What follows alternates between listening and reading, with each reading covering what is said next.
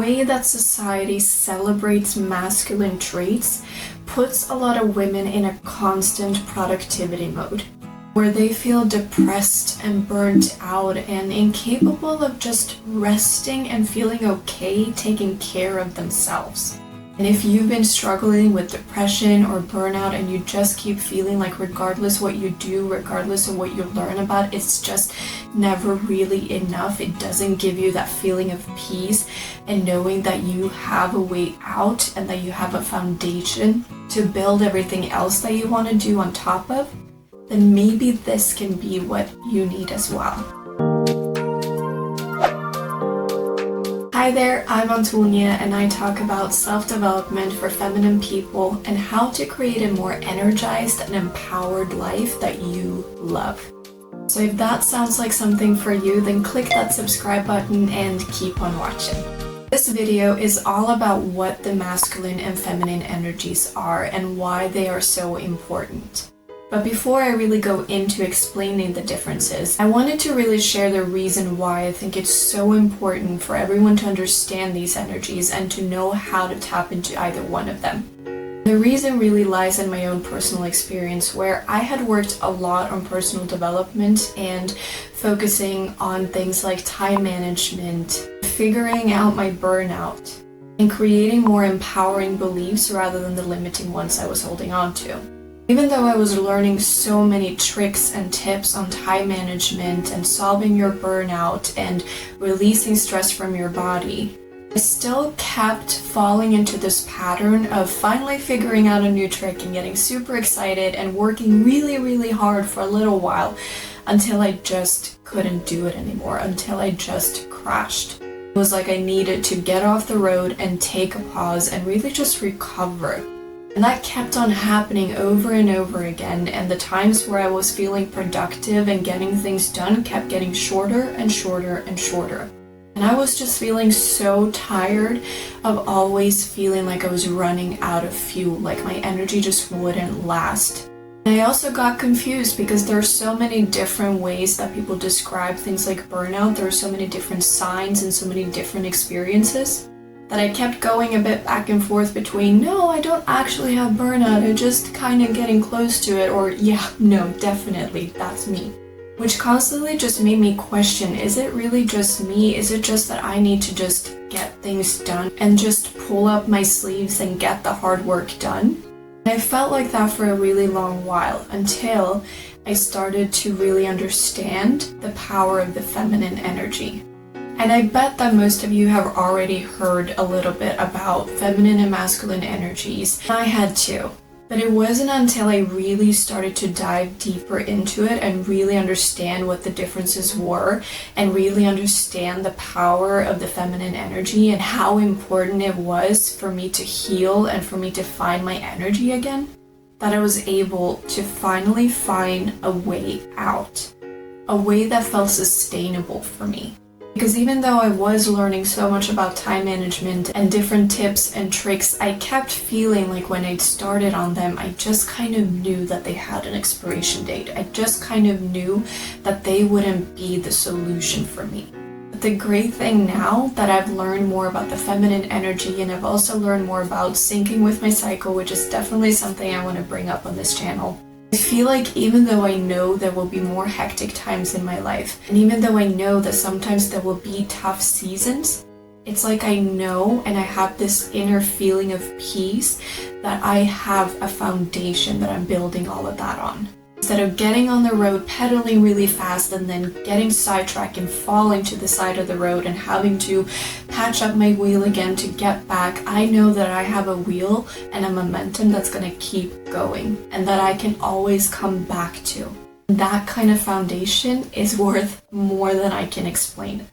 And if you've been struggling with depression or burnout and you just keep feeling like regardless what you do, regardless of what you learn about, it's just never really enough. It doesn't give you that feeling of peace and knowing that you have a way out and that you have a foundation to build everything else that you want to do on top of. Maybe learning about and really appreciating your feminine energy is what's going to get you back into a balance that you may never have experienced before. I know that I hadn't experienced it before. So a really important thing to note is that every single one of us have both masculine and feminine energies within us. I know that it's very typical to think that men are masculine and women are feminine, but it's not that black and white. And that's super important to know because we need to understand that we can access both. We have both qualities within us. It's not that if you're a woman you have to be feminine, and it's not that if you're a man you have to be masculine. And just for simplistic reasons, statistically most women will fall into the predominantly feminine side and most men will fall into the predominantly masculine side. So throughout this video I might mention women and men and then thinking feminine and masculine. You might find yourself on the spectrum between those two, and it doesn't matter, it's all beautiful and it all works. Thing is, most of us will have one energy that is a bit stronger within us, that we have predominantly either feminine or masculine energy. Again, that doesn't mean that you can't access both, and it doesn't mean that you shouldn't access both. Knowing how to really tap into and utilize both energies is what's going to help you have a way more balanced and well-rounded life. Just a really quick note here, if you're worried that learning more about and leaning more into your feminine energy will somehow make you weak or force you to have to wear pink all the time, that is not the case, do not worry. And also, before we really start digging deep into it, I want to highlight that learning more about both of these energies is super valuable regardless of whether you're predominantly feminine or predominantly masculine. And it's also super valuable for romantic relationships, whether you're in one now or if you want to be in one in the future. Because usually there will always be one partner who's predominantly masculine and one partner who's predominantly feminine. And it's that polarity between the two energies that bring that attraction and create the romantic relationships. Okay, so let's really get into it. So if we start with the masculine energy, that energy is the one that is very logical and analytical and very good at problem solving. It's also the one that will usually be the energy that is way more driven towards goals and success and achievement and really just going after what you want. In a lot of ways, you can think of the masculine energy as the one that is mostly focused on the mind, and that the masculine energy acts from the mind and from logic and reason. And the things that are really important to the masculine energy is achievements and success, and it also really wants to feel appreciated. When it comes to the feminine energy, that's the energy that is way more expressive and sensual and playful. It's also the one that is compassionate and nurturing, and it's really connected to intuition. The feminine energy is also the one that is creative and flowing and expressive and inspiring. So in a lot of ways, you can think of the feminine energy as the one that resides in the body and the one that is way more in tune with feelings and emotions and intuition. What's really important to the feminine energy is to be loved and to give love, as well as to feel seen and supported and prioritized. Like I mentioned before, we all have both masculine and feminine energies within us. We need both in order to live a well-rounded life. Very often, women who are predominantly feminine will end up operating mostly out of their masculine energy. And this will put us in an imbalance with our bodies and our emotions and ourselves as a whole. And this can happen for multiple reasons. One is, like I mentioned to the very beginning, society celebrates achievements and success and logic and reason. And therefore, that's what we think that we need to show in order to be appreciated and validated in society. And that's also where we get celebrated. You get celebrated for your achievements and your success way more than you get celebrated for your playfulness or creativity, or your intuition for that matter. We can also end up operating mostly out of our masculine if we feel like we needed to in order to keep ourselves safe. Because one thing that is really important to understand about the feminine energy is that she needs to feel safe in order to fully express herself.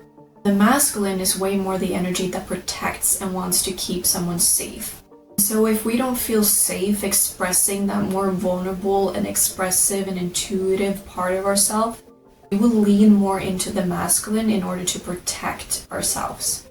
This often stems from childhood or teenagehood when we felt like we weren't safe to express our true self, and so we built up this wall and we built up the masculine energy to protect that feminine natural side to us.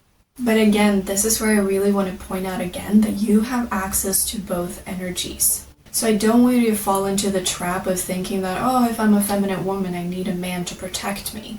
That's not the case. You have the masculine energy and you can protect yourself. And at the same time, you also have the power now to realize that maybe you don't need that protection anymore. Because that's what often ends up happening. We get pushed into our masculine energy where we felt like we weren't safe, like we felt like we needed to protect that more vulnerable and truer part of ourselves. But then even though our circumstances have changed, even though you don't live at home anymore, even though you don't live around the same people anymore, you haven't found your way back to your natural side. You haven't found your way back to your feminine energy, and you're still operating out of that masculine. And in a lot of ways, operating out of our masculine all the time if we're predominantly feminine is really just living in a constant stress response. Constantly feeling like we have to choose between fight or flight. And constantly feeling like we have that heightened awareness and feeling that tension in our bodies. And that tension is not allowing your feminine energy to relax and express itself. But if we can realize that we're no longer in that situation, if we can realize that we no longer need to constantly protect ourselves, and if we can open up the space in our lives to really express that feminine side of ourselves, then we can find back to an alignment that is true for our nature. So like I've said, we need both energies to really live a well-rounded and aligned life. And it doesn't matter which energy, operating almost entirely out of either one will not be beneficial to us. So it's not about picking either energy and going with it. It's about finding a balance between both. But I also want to note here that when I say balance, I don't mean a 50-50. Because again, most of us are predominantly either feminine or masculine. So a balance might mean 70-30 or 80-20. And even though that's not a fair balance, it's what I mean by a balance when it comes to your masculine and feminine energy and living well-rounded and balanced between those two energies. Instead of living maybe 70% in your masculine and 30% in your feminine, or for some of us, maybe even 90% in our masculine and just a little bit in our feminine, which puts us completely out of balance if you're predominantly feminine, we need to shift that balance back and give most to the feminine, but still hold on to a lot of the parts of the masculine that allows us to live that well-rounded and balanced life. So what can happen if we operate almost entirely out of our feminine and we just say, nope, letting go of the masculine, just going all into my feminine? So too much of the feminine energy can actually lead you to just lack an ability to keep a structure or schedule in your life. It's going to get really, really hard to live with any sort of structure and stay on track with the things that you do need to get done. You can also feel just a lack of motivation and a lack of any sort of discipline. And because the masculine is the logical and reasoning side, if you're all in your feminine, you would completely let go of that logic and reasoning that we all still need and is still super valuable. But then on the other hand, if we are stuck almost entirely operating out of our masculine, you will most likely focus a lot and almost entirely on achievement and success and results and not really value anything that doesn't fall in those buckets. Which means that it will be really hard for you to appreciate joy or things that are just there because you enjoy them, as opposed to something that gives you success or results or achievements.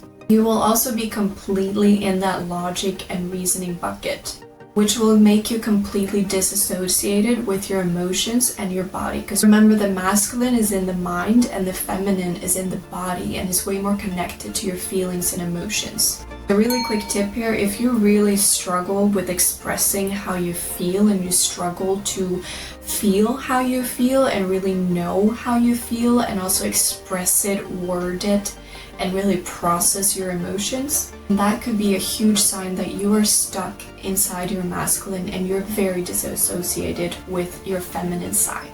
Another sign that you're operating too much out of your masculine energy is this need to stay very consistent and do the same thing on a daily basis and really try to keep that daily consistency that is so important for the masculine energy. Someone who is predominantly masculine really thrives on the idea of having the same morning routine every day or doing the same type of workout at the same time of day. are really just trying to get their days to be as similar as possible, that's where they really thrive, into that daily consistency and having that strict structure. If you're predominantly feminine, that is not where you thrive. That is not where you do your best. And it doesn't mean that women or feminine people can't do that. It's just not where they will thrive. It's just not where you will flow in your work. And it's not where you will find the most joy and energy.